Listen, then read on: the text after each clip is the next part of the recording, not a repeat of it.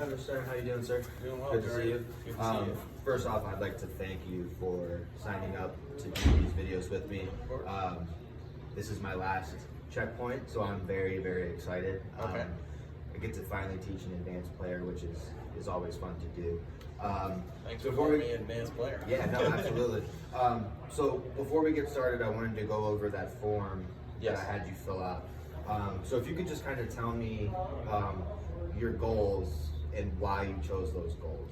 I would say I have 3 goals. One is to get my handicap as low as I can to scratch. 2 would be to win the club championship at my golf club. And then 3 would be to compete and qualify for the U.S. Mid-Amateur. Love that. That gets me excited. So again, yeah. So we're gonna get you to the point to where I hope we can achieve all of those. Great.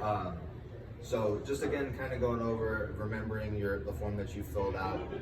When it comes to the golf swing, what's your biggest miss in the when you go out and play? What's your biggest miss? I would say my biggest miss is when I leave the ball out right, and I would like to draw my irons, and when I don't get my club face completely closed, the ball goes out right, and then it stays right, and then I miss greens, and I'm in trouble. So when you say to the right, is it like kind of like a weak push? Are you sacrificing distance, or is it just more so just leaving it out to the right, but not sacrificing contact and distance? No, it would be probably a little bit of both. It goes out right.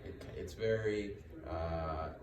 I feel like the wind catches it and it kind of floats off right, and it's very soft. I lose distance, and obviously I lose the accuracy. Okay, so a little spinny maybe. Very spinny. Okay, that's a good word for it. Awesome. So what we're going to focus on today, being the first lesson, is we're going to tackle that shot to the right. We're going to try and figure out why the ball goes right. Okay. We're going to work on a couple drills to correct that.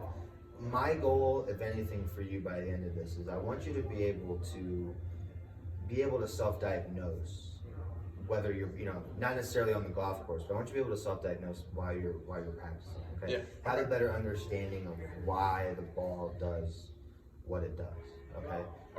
Being at the caliber that you are, what was it, 3.7?